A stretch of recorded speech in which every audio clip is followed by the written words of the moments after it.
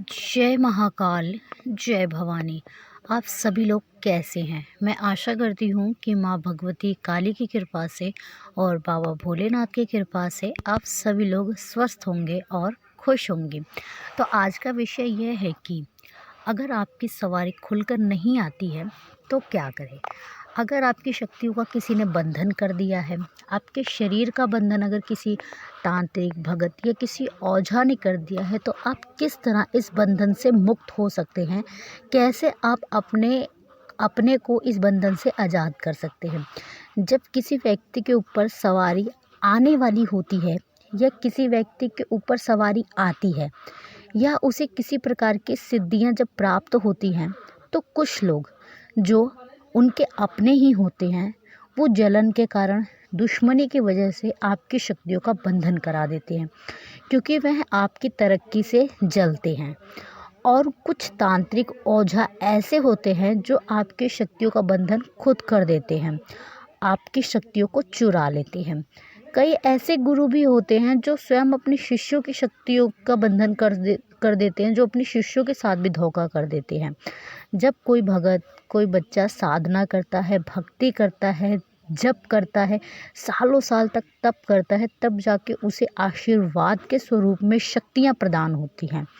और ऐसे में अगर कोई शक्ति शक्ति कोई व्यक्ति ईर्ष्या के चलते, जलन के चलते अगर उन शक्तियों का बंधन करा देते हैं, उनको चुरा लेते हैं, तो उस साधक पर, उस बच्चे पर क्या बीतती है, ये तो सिर्फ वही जान सकता है। इसको शब्दों में बयान नहीं कर सकते, क्योंकि ये एक दिन की तपस्या या 6 महीने की तपस्या नहीं होती है। ये उस बच्चे के जन्म जन्मांतर की तपस्याएं होती है, जिस वजह से उसको एक सिद्धि, एक शक्ति, माँ का एक अंश प्राप्त होता है। और जब उसे भी कोई चुरा लेता है या बंधन कर लेता है, तो उस व्यक्ति पे जो बीतती है वो बच्चा ही जान सकता है। शक्तियों का बंधन कई प्रकार से किया जाता है, जैसे खाने पीने की चीज़ों में आपको मिलाकर कुछ दे दिया जाता है, पानी में मिलाकर आपको कुछ दे देते हैं। जैसे ही आप उस वस्तु को ग्रहण करते हो, चाय में भी मिला के दे देती हैं, ठीक है। जैसे ही आप उस वस्तु को ग्रहण करोगे तो वह अभिमंत्रित जो चीज़ होगी, जैसे ही आपके शरीर में प्रवेश करती है, यह अपना असर दिखाना शुरू कर देती है, जिससे धीरे धीरे आपके शरीर का बंधन हो जाता है। शरीर का बंधन होने से क्या होता है, जो सकारात्मक ऊर्जाएं होती हैं, जो पॉजिटिव एनर्जियाँ होती हैं, वो आपके शरीर में प्रवेश नहीं कर पाती, क्योंकि आपके शरीर को मलिन कर दिया जाता है उस अभिमंत्रित वस्तु के द्वारा, ठीक है। इसी तरीके से घर का भी बंधन किया जाता है, और जब घर का बंधन किया जाता है तो मांस पे किया जाता है, अंडों पे किया जाता है, लौंग पे किया जाता है, इलायची पे किया जाता है। आपके घर के बाहर आपको खून के छींटे भी देखने को मिल सकते हैं। तो इस तरीके से गंदी शक्तियों के द्वारा, गंदी वस्तुओं के द्वारा, गंदे पे ही शक्तियों का जो है वो बंधन कर दिया जाता है सॉरी कर दिया जाता है। तो क्या होता है, हम अपनी शक्तियों को जागृत तो करके रखते नहीं हैं, तो हमारी शक्तियाँ जो हैं वो बंधन में आ जाती हैं। कई ओझा तांत्रिक ऐसे हैं, जैसे हम अपने देवी पितरों को नहीं मनाते हैं, तो वो उनके द्वारा भी जो है आपके घर की पॉजिटिविटी को बांध देते हैं। इसी तरीके से शरीर का बंधन होता है, और जो सवारी आती थी वो आना बंद हो जाती है। तो इस अवस्था में आपको क्या करना है, आपको 10 बूंदी के लड्डू लेने हैं, ठीक है। कितने? 10 बूंदी के लड्डू लेने हैं, उनके 2-2 हिस्से कर लेने हैं। पहला जो आप 2 लड्डू निकालेंगे वो भगवान गणेश के नाम का निकालेंगे, क्योंकि वो प्रथम पूजनीय हैं। उसके बाद 2 लड्डू आप पितरों के नाम का निकालेंगे। फिर 2 लड्डू आप अपने कुल देवी या कुल देवता जो भी आपके हैं उनके नाम का निकालेंगे। 2 लड्डू चौक चौराहे वाली माता शीतला माता मदानंद के नाम के निकालेंगे। 2 लड्डू आप अपने स्थान देवता के नाम के निकालेंगे, ठीक है। स्थान देवता, ग्रामीण देवता जो भी होते हैं, हर जगह के अलग अलग होते हैं, आपके जो भी हैं उनके नाम से आप निकाल देना। नाम नहीं पता है तो केवल स्थान देवता या आपका भोग प्रसाद है, इस तरीके से रख देना। और आपको 5 प्रकार की मिठाई लेनी है। माता काली की वो पूजा में अक्सर 5 प्रकार की मिठाई, 7 प्रकार की मिठाइयों का इस्तेमाल होता है, तो आपकी 5 प्रकार की आपको मिठाई ले लेनी है, ठीक है। 2 लौंग, 2 इलायची, 1 मीठा पान और 2 जायफल लेना है।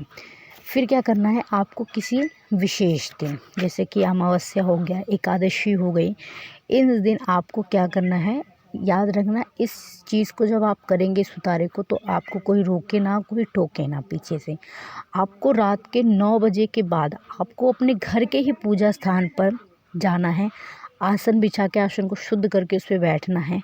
एक जोत जलानी है, आपको सरसों के तेल की धूप बत्ती जलानी है और कंडे की अग्यारी करनी है। कंडा वहाँ पे उपला जो होता है उसको जला के वहाँ पे रख लेना है। फिर उस अग्यारी पे आप एक एक करके सभी देवी देवताओं के नाम का भोग देना है। जैसे गणेश जी, पितृ, कुल देवी देवता, स्थान के देवी देवता जो भी हैं, चौराहे वाली माँ, इन सब के नाम के आपको भोग देने के बाद फिर जो आपने 5 तरह की मिठाई ले रखी है, आपको उसमें से थोड़ा थोड़ा अंश ले लेना है, 5 प्रकार की मिठाइयों में से। अपने सर से 7 बार उतारना है, ठीक है। 7 बार उतारने के बाद आपको फिर आहुति देनी है, थोड़ी थोड़ी मिठाई। और जो आपने ये मीठा पान है, लौंग है, इलायची है, जायफल है, ये भी आपको उसी आहुति में डाल देना है 7 बार उतार के।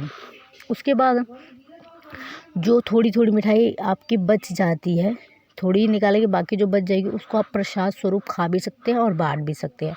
उसके बाद आपको प्रार्थना करनी है उन शक्तियों से जिनका भी आपने भोग प्रसाद निकाला है, क्योंकि किसी भी शक्ति का जब बंधन किया जाता है या घर का बंधन किया जाता है तो उनमें इन सभी शक्तियों को भोग दिया जाता है।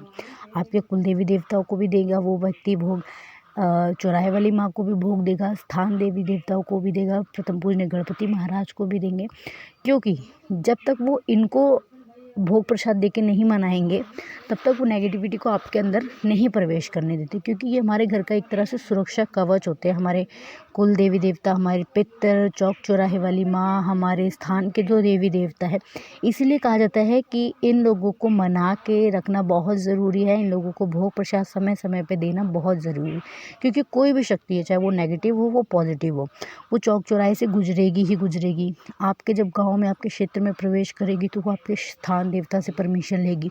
आपके घर में प्रवेश करने से पहले वह आपके पितरों से और आपके कुल के देवी देवताओं से परमिशन ज़रूर लेती है। इसलिए इनको भोग प्रसाद देना, इनको मना के रखना बहुत आवश्यकता होती है, ठीक है। तो आपको प्रार्थना करनी है कि हे मेरे कुल के देवी देवताओं, हे देवी पितरों, जिस भी वजह से मेरी शक्ति किसी कारण से बंध चुकी है या किसी ने बंधवा दी है, तो आप उन शक्तियों को मुक्त करें, आज़ाद करें। इस तरीके से आपको अपने दिल के भाव जो है वहाँ पे व्यक्त करने हैं, आपको प्रार्थना करनी है। उसके बाद आपको रोज़ाना चंडी कवच का पाठ करना है, राम रक्षा स्रोत का पाठ करना है, हनुमान चालीसा का पाठ करना है। ये तीनों पाठ आपको डेली करने हैं। उसके बाद आप जब पाठ करें तो 1 लोटा जल पास में रख लें और पाठ के ख़त्म होने के बाद 1 लोटे जो जल में है उसमें आप एक फूंक मार दें। उसके बाद वो जल जो है वो अभिमंत्रित हो जाएगा। आपको उस जल को घर में छिड़कना है, स्वयं के ऊपर छिड़कना है और थोड़ा सा आप ग्रहण भी कर सकते हैं। आप जब इस तरीके से करेंगे, भोग प्रसाद आपको सिर्फ एक ही बार देना है, हवन आहुति। बाकी ये चंडी कवच और राम रक्षा स्रोत, हनुमान चालीसा का पाठ, इसका पाठ आप डेली करें। आपको बहुत जल्दी इफ़ेक्ट देखने को मिलेगा, आपकी शक्तियाँ खुलकर आने लगेंगी आपके शरीर पर वापस। अगर अनुभव नहीं होते थे तो वो भी होने लगेंगे। तो मैं आशा करती हूँ कि आपको मेरे द्वारा दी गई हुई यह जानकारी पसंद आई होगी। चैनल पे पहली बार हैं तो चैनल को सब्सक्राइब करें, वीडियो को लाइक करें, शेयर करें, कमेंट में जय महाकाल जय भवानी अवश्य लिखें। मैं बाबा भोलेनाथ और माँ भवानी से आप सभी के लिए प्रार्थना करती हूँ कि माँ की कृपा दृष्टि और बाबा की कृपा दृष्टि आप सभी लोगों पर सदैव बनी रहे। आप सभी लोग हमेशा खुश रहें, खुशहाल रहें। आप सभी के घर में माँ काली, अन्नपूर्णा और लक्ष्मी के रूप से सदैव वास करें। धन्यवाद। जय महाकाल जय भवानी।